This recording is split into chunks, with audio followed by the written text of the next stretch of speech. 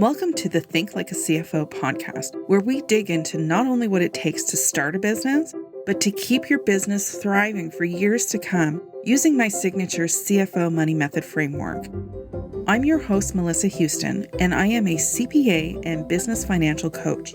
I have over 20 years of experience in business, and it is my passion to share my knowledge of business finance and personal finance with other women. You can also follow me with my column at Forbes.com or my column with Entrepreneur.com. Today we are welcoming Jana Veltheim to the Think Like a CFO podcast. Jana is the founder and owner of Align Massage Therapy. In 2000, at the age of 23, Jana opened her first clinic in a partnership with a colleague. After a successful 3 years, the partnership dissolved and Jana went on to continue the business that would become Align Massage Therapy.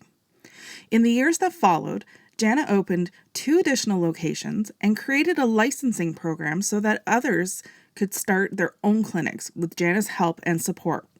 There are currently 6 locations in the Ottawa area. Jana is passionate about ongoing learning and has additional training in not only her field of massage therapy, but also in search engine optimization, marketing, leadership, management, and business. Her goal is to empower her team of massage therapists to build their own practices and become financially successful, self-employed individuals.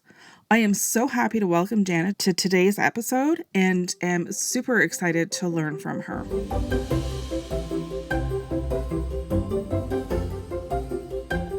Hey, Jana, I am so happy to have you here today with me. How you doing? Oh, I'm great. I'm glad to be here. Oh, good.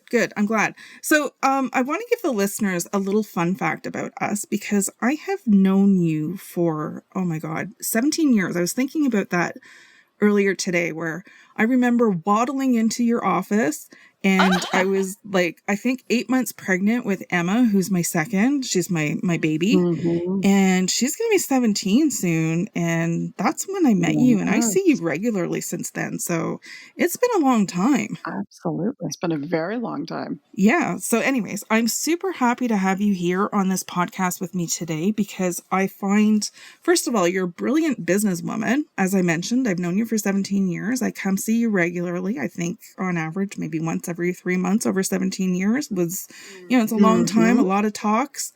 We've gone through a lot together. And I believe that your business skills and your knowledge and just you being a fascinating woman, you're a perfect guest for this podcast. And fun fact, you're my first guest. So I'm super excited about that. Well, I'm happy to be your first guest. Back when I first met you, I'd love for you to just take us back 17 years and kind of give us a summary of how you got into business, and we'll just have a little chat about that. It should be fun. So, technically I got into business 20 years ago. So I was just turning 23. I got into massage therapy young. I went right out of high school. So I was 19 when I started the program. It wasn't necessarily my plan to be a massage therapist for 20 odd years. It was just kind of an interesting program. I was interested in healthcare, didn't really want to do nursing, which is what my mother had done. So I thought, I'll give this a try. Worst case scenario, I do it for a few years, but I make enough money to pay for something else. Well, 22 years later, here I still am.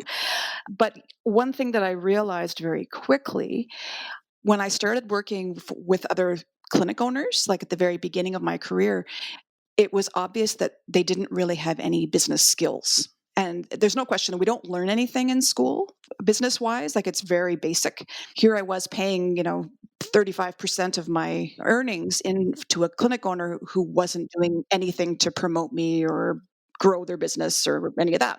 I also realized within myself, I need a lot of mental stimulation.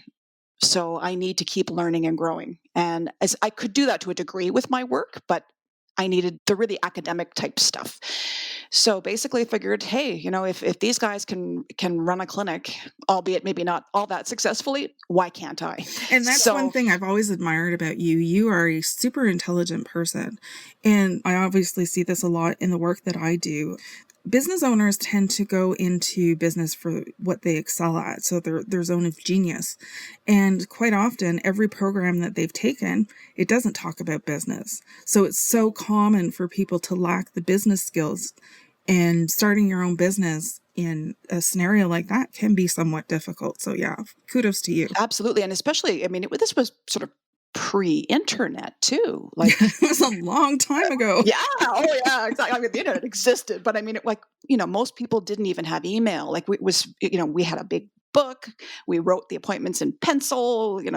Took voicemails. It was the only marketing option was the yellow pages. Like it was a harder time to try and start a business. Now it's definitely considerably easier, and getting a clinic operational now takes no time at all. So what were the challenges? Like what type of challenges did you face back then? Like just kind of curious through the challenges from then to what you would typically see now. Probably one of the greatest ones back then was marketing, because really the options were somewhat limited, like from an affordability factor. Yellow pages were ridiculously expensive, and yet only took you so far. Also, 20 years ago, massage therapy was just not that utilized. So we weren't getting referrals from family doctors. We weren't getting, the credibility aspect from, other health professionals, chiros and physios and stuff that we have now. So it made it a lot more challenging. Word of mouth was probably the biggest thing back in those days. Whereas today, I mean, we've got online marketing, we've got Facebook ads, we've got radio ads, for Pete's sakes, just because I can afford them now. So now the biggest challenge is finding good therapists. Okay. The number of students going into it has really decreased over the years. So that can be the greatest challenge. It's like they often have jobs lined up as soon as they graduate. I have one question I want to ask you about in your early years. As a young entrepreneur, and especially being female, and considering this was 20 years ago, did that give you a lot of, did you have a lot of problems with that? Any issues? Yes. I was denied a bank loan. I had a business partner with my very first clinic. We worked together for about 2 years. Then she went on a mat leave and never came back. So then I was on my own.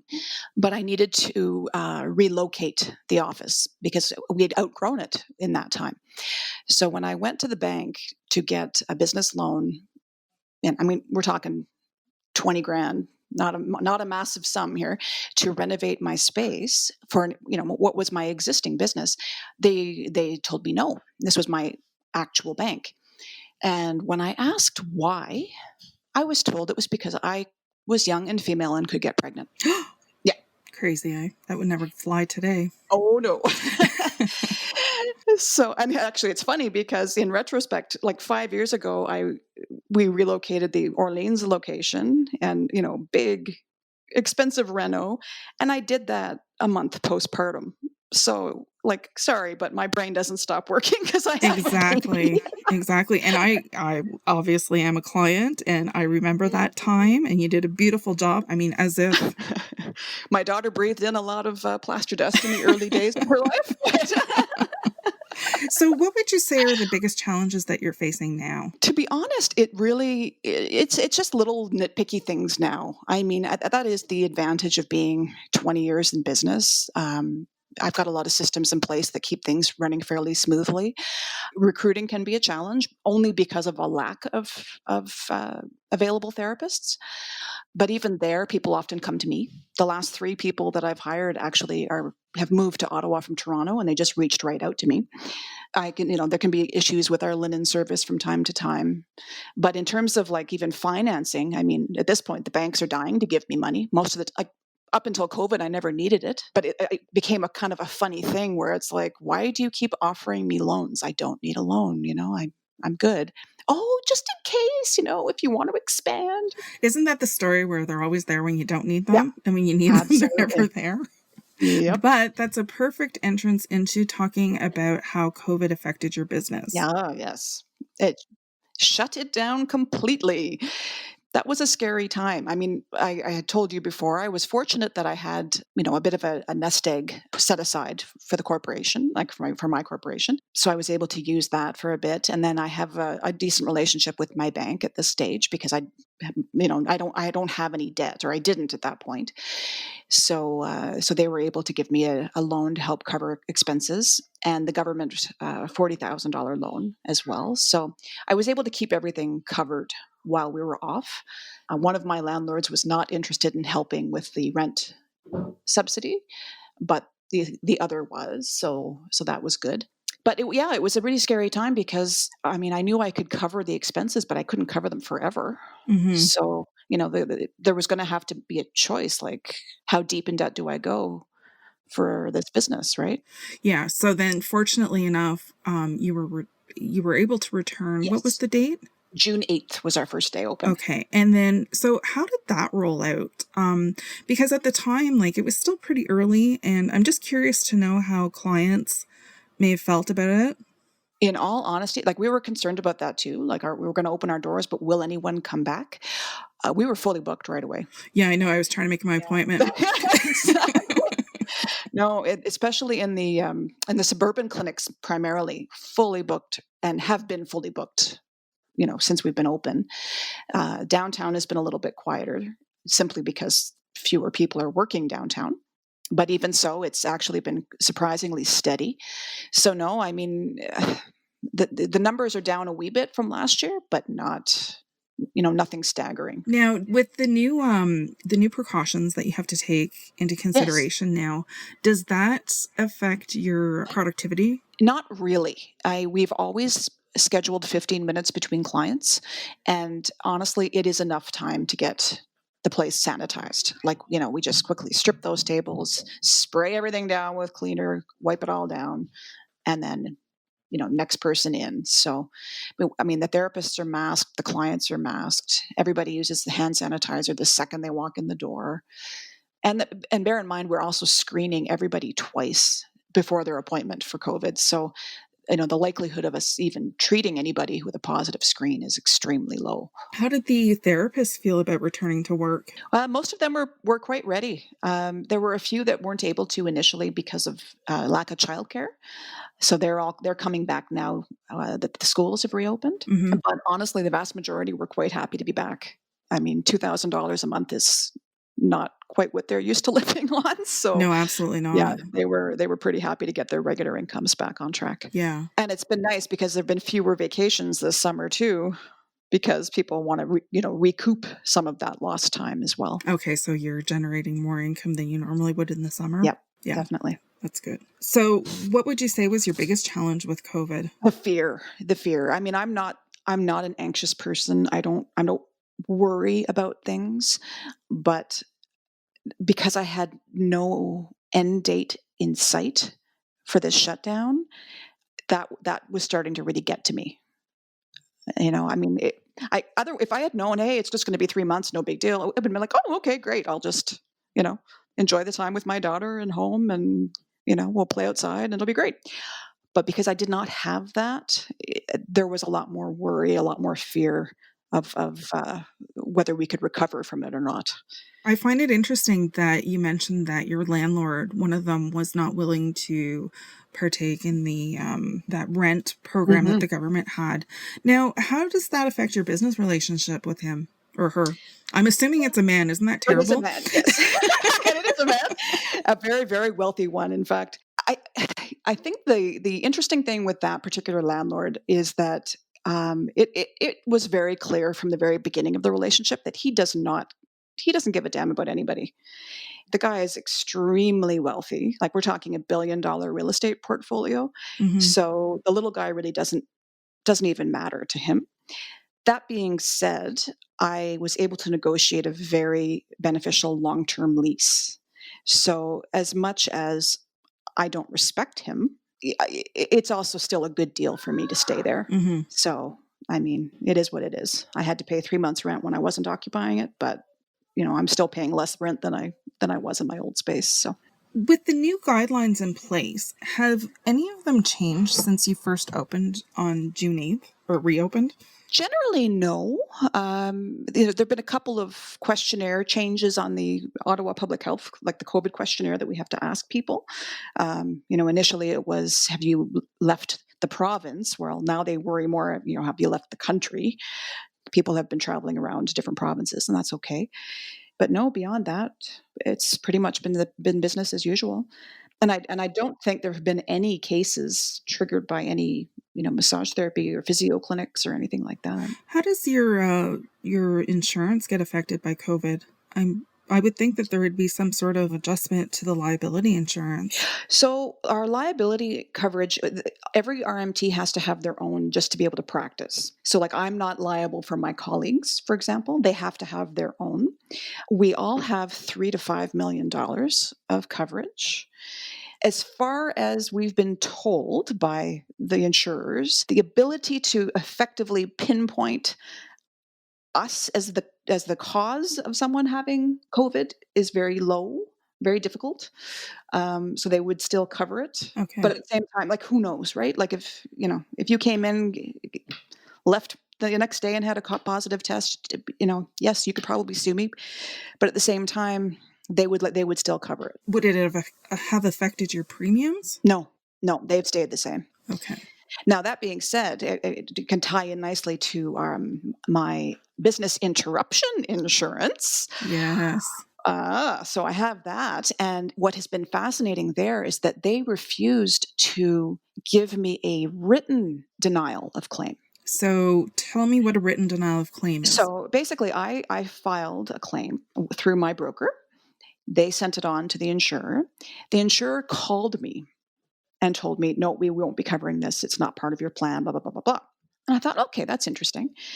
Then I read through it thoroughly, and there's nothing in there that would deny coverage. Like it's a very basic statement. So I sent another email to this person and said, look, there's nothing in here that says that a shutdown due to a pandemic is not covered. And the reply was, as per our call, this has been addressed. But again, not denying the claim in writing, which I found very interesting. That is very interesting. So I found out that a law firm in Toronto is actually doing a class action lawsuit against these insurers because they're denying claims left, right, and center. So I joined them. Nice. And when I explained this to the paralegal, he was like, really? This is interesting. Because just that this whole notion of not having it in writing is very strange. Yeah. Because, in legalese, you want everything in writing. Yeah. So who knows? There may well be some coverage coming to me in my future. I don't know. Well, good for you for pursuing it because a lot of people wouldn't bother or they would just fear pursuing it. Yeah, no way. No way. I'm going to definitely try and get my money out of this because, it's an expensive insurance. Absolutely. You pay into it. You expect it to be there when you need it. Exactly. So now I love to give listeners a little finance tidbit of information, something that they can use, some valuable lesson that they can take away from this. Mm-hmm. And I was super excited to talk to you about surviving COVID. Because you're a brick and mortar and it's definitely more challenging for your business to do so. So What was your biggest takeaway now that, business is somewhat normalized? I think the most important thing really has been the fact that the business and myself were debt-free. It took a long time to get there. Don't get me wrong. I have not been debt-free for, 20 years. Mm-hmm. But that became an important goal for me with the business and personally to get all the debt squared away. I still have a small mortgage, but that's supposed to be good debt. But the beauty there was that it wasn't so scary when I couldn't work. Personally, my husband and I, we've always tried to set our standard of living as though it were on one income rather than two. Mm-hmm. So when I was no longer bringing in an income, it was okay. Mm-hmm. He jokingly called himself my sugar daddy, but he was able to cover the mortgage and the bills and groceries and stuff like that for the period that we were off. Mm-hmm. And then from the clinic perspective, I had, like I said, a bit of a cushion, which definitely helped. And then because I had no debt, the banks were more than happy to to help me out. Yes. I mean, I'm a huge advocate for living debt free, Yeah. personally and professionally. And yes, there's good debt and there's not so good debt, but that's a conversation for another day. I could go on forever about that. Absolutely. But I applaud you for being debt free. That is definitely key to financial freedom and to survive emergencies such as these. I'm curious to know if you planned, like if you had an emergency fund, either personally, in your business, or both. It was mainly in the business. That's definitely something I mean, I have a lot of savings personally. I wouldn't say I have like an emergency fund. I have, a significant amount in my TFSA. I have RSPs. I have an insurance annuity. I've got I can access money if I needed it. They're investments that I would prefer not to touch, but they are there. And then with the business, I did have a cushion, which I have actually been able to completely replenish in the 2 months. So That is fantastic. yeah. Interestingly, I mean, because revenues got back to close to normal very quickly, I was going to try and start repaying the loans back. Well, I can't, which I thought was kind of comical. Oh, contractually you can't? No. So the government loan, you can only start repaying them in October. They won't accept any money before then. Well, And that's then, bizarre. yeah, and then the bank loan, they gave me 6 months interest free. So they don't Yeah, there's even no point in they don't paying it want if it's free money. No. Hold on to that. Exactly. So I was like, okay, fine. I'll tuck it back into my investment portfolio. For sure. Now, do you feel that you're more prepared should you ever have to go through something like this again? Definitely. I mean, it definitely made changes to my own spending personally, and I'm definitely really working on getting the savings even higher than they were before. And bear in mind too, I mean, I'm older now. Now the goal is retirement. In the next 10 to 15 years, and the nice thing is we've factored it out. Like our mortgage will be paid in 8 years. In that same time, my daughter won't have any more tuition. Like it's kind of nice. Like we'll be in a good spot in terms of our expenses suddenly dramatically reducing. Yeah, and you've also managed to build your business to this point where right now you've got a pretty free life. Yes, absolutely. One of the beauties of having a business today is, of course, there's so much more software in place. Like, I'm not doing bookkeeping manually with a calculator and some notepads like I was back in the day. I have an amazing software that keeps track of everything, of the all the payments and even my compensation reports for my colleagues. So I can literally be on vacation and do electronic fund transfers to pay my staff from anywhere. I don't have to be at the office or at my computer. Which I can do is it a from my luxury. phone. It is. It's really good. So, I can really keep on top of things just with my phone. I know, it's crazy. It's just the phone. It's just the phone. So that's so remarkable. And having lived both sides of that, like I think a lot of younger people don't really get how hard it was back in the day, but like I can update my website, like I can do everything from my phone. So I just kind of laugh, like this is easy now. Yeah, for sure. And is there any other lesson that you took away from COVID, or any business insight, knowledge that you want to share with listeners? I think that, I could probably say personally, I took away a similar lesson that I think a lot of people have taken away, and that's to try and slow down and enjoy life a little bit more, having more time with my immediate family, like my husband and my child. And for a long time, our little bubble was just my parents and my husband's parents. But it was really nice, to just kind of appreciate those moments a lot more. Yeah. Quit rushing around thinking that you have to do stuff all the time, right? Just kind of relaxing. Yeah. That's beautifully said. Like, I feel a lot of people have gone through that transition, and I'm hoping that sort of shift in lifestyle is going to stick. Yes, I hope so too. Even once she's back in school, I want to just enjoy more quiet moments. From a business perspective, interestingly, it's made me appreciate my business a whole lot more. The only downside to being in an industry for so long is that you do get a little tired of it. Not long ago, I read Arlene Dickinson's latest book, Reinvention. Good book, eh? Very good. And one of the things she talks about is that, by the 20 to 25 year mark in many businesses, it's the leadership that takes it down inadvertently because they're tired and, tired, a little bored, a little restless. Often the things that made you excited about running your business are no longer exciting. And I can definitely say I've been down that road and been down that road even in the treating aspect. And so having 3 months off, which of course, the only time I had that length of time off was when I was on mat leave. It's made me really appreciate what I've got. I have a very stable, comfortable business. It gives me a very comfortable lifestyle. I don't have to work myself to death. I don't have a 40-hour week. I love my clients. The majority of my really regular clients are in their 70s. And they're inspiring, honestly, like we're, fit, active 70-year-olds playing golf every day or playing tennis or whatever, or people like yourself that I've known for decades. So it's like a visit. So it's given me that, I don't know, that second wind, if you will. Yeah. And it's a nice story to show how hard work pays off. Absolutely. I'm sure 20 years ago, you didn't envision your life would be this fulfilled.